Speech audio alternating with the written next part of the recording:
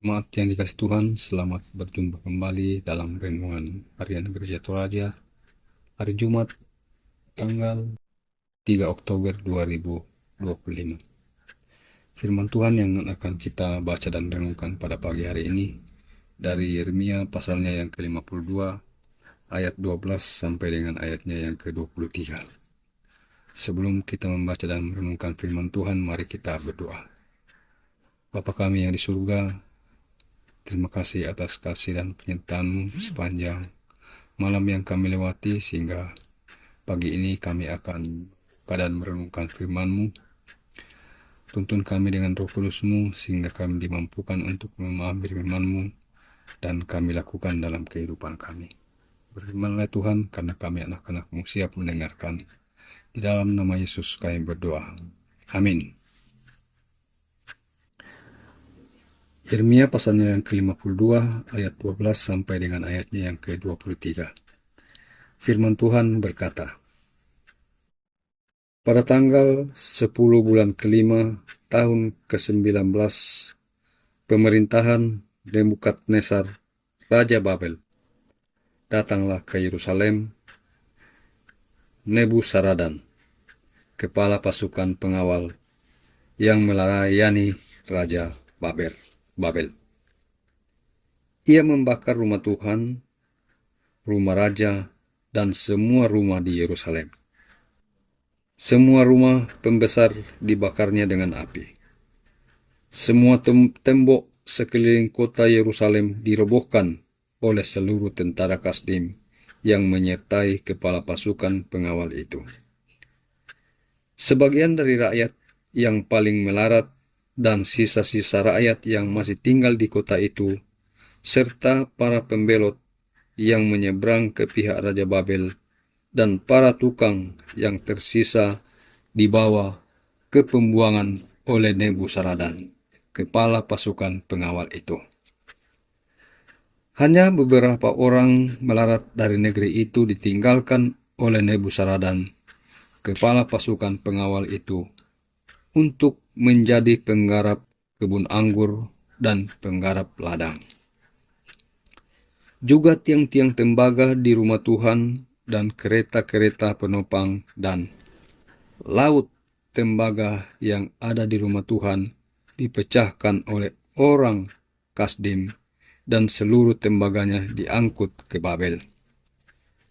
Mereka mengambil kuali-kuali, sekop-sekop, pisau-pisau, bokor-bokor penyiraman, cawan-cawan, dan segala perlengkapan tembaga yang dipakai untuk menyelenggarakan ibadah.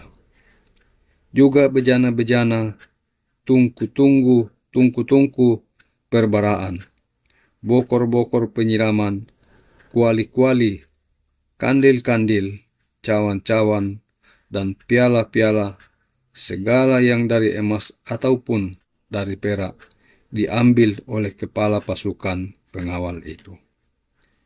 Adapun kedua tiang laut yang satu itu, dan ke-12 lembu tembaga yang ada di bawah kereta-kereta penopang yang dibuat oleh Raja Salomo untuk rumah Tuhan, segala perlengkapan ini tiada tertimbang tembaganya. Adapun tiang-tiang itu, satu tiang 18 hasta tingginya, dan dapat dililit oleh tali yang 12 hasta panjangnya. Tiang itu tebalnya 4 jari dan berongga. Di atasnya ada kepala tiang dari tembaga. Tinggi kepala tiang yang satu itu 5 hasta, dan hiasan jaring serta buah-buah delima ada di bagian atas sekeliling kepala tiang itu. Semuanya dari tembaga. Seperti itu juga tiang yang kedua dan buah delimanya. Ada 96 buah delima berupa gambar timbul. Secara keseluruhan buah delima itu berjumlah 100 di sekeliling hiasan jaring. Demikianlah firman Tuhan. Judul renungan kita pada pagi hari ini adalah menyaksikan kemahakuasaan Allah. Pemaranga kamala abiranna puang matua. Saudara-saudara yang kekasih dalam Tuhan, melihat bangsa kita mengalami kemerosotan atau kejatuhan, tentu akan melahirkan rasa sakit hati dan pergumulan. Hal inilah yang dirasakan oleh Yeremia. Dia melihat dengan langsung bagaimana bangsanya mengalami keruntuhan dan kehancuran akibat dosa dan ketidaksetiaan mereka sendiri. Di bawah pemerintahan Raja Sedekia, Bait Allah yang menjadi kebanggaan mereka dibakar dan dihancurkan. Bangsa Yehuda jatuh ke tangan Raja Nebukadnezar. Penduduk Yerusalem dibawa ke Babel sebagai orang buangan.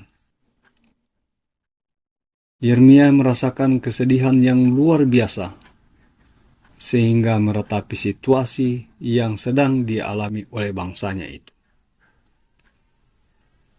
Keadaan yang dialami oleh bangsa Yehuda untuk menyatakan bagi bangsa itu bahwa Allah berkuasa membangun dan meruntuhkan dan tidak dapat dipermainkan. Jemaat yang dikasihan ini Tuhan, dosa dan ketidaksetiaan bangsa Yehuda membuat Allah turun tangan menghukum bangsa itu. Allah memberikan pelajaran bagi mereka bahwa selain Allah tidak ada yang perlu diandalkan dalam hidup. Kesombongan, kekerasan hati, ketidaktaatan, bahkan penyembahan kepada berhala membuat Allah murka atas hidup bangsa Yehuda dan menjatuhkan hukuman bagi mereka. Kisah kejatuhan bangsa Yehuda mengajarkan kita bahwa Tuhanlah yang punya kendali penuh atas diri kita.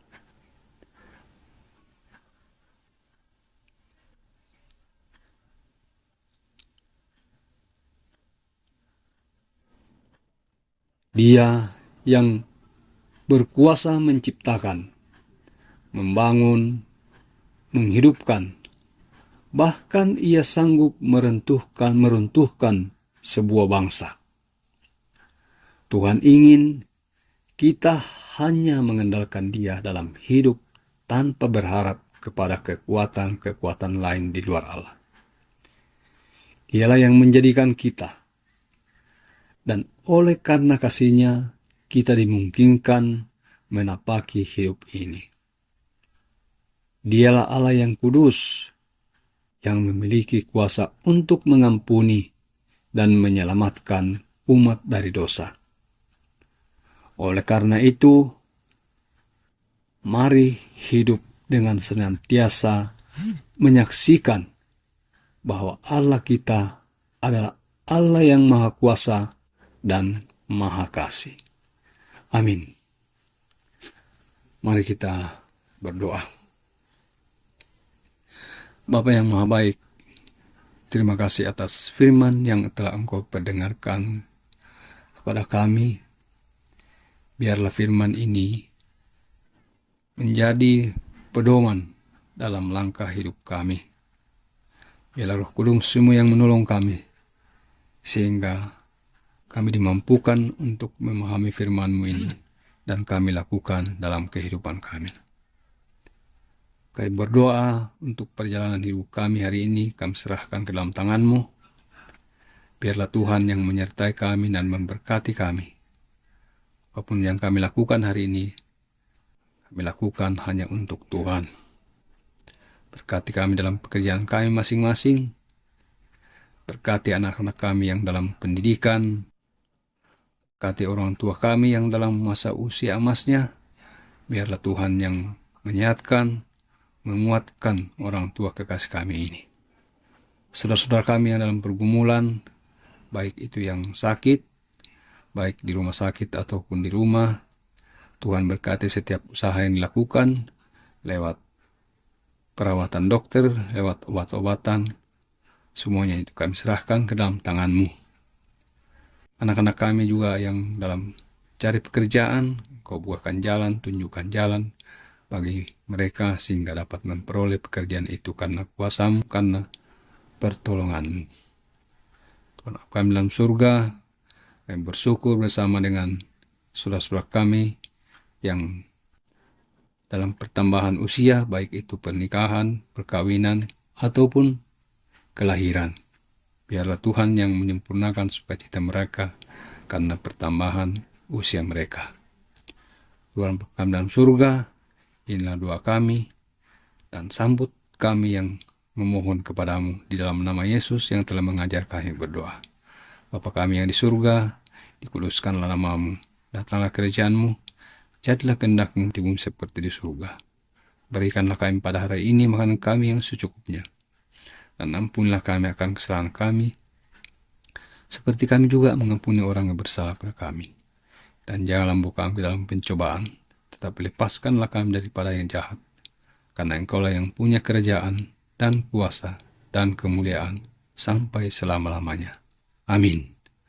Demikianlah renungan kita pada pagi hari ini. Kiranya Tuhan menyertai kita.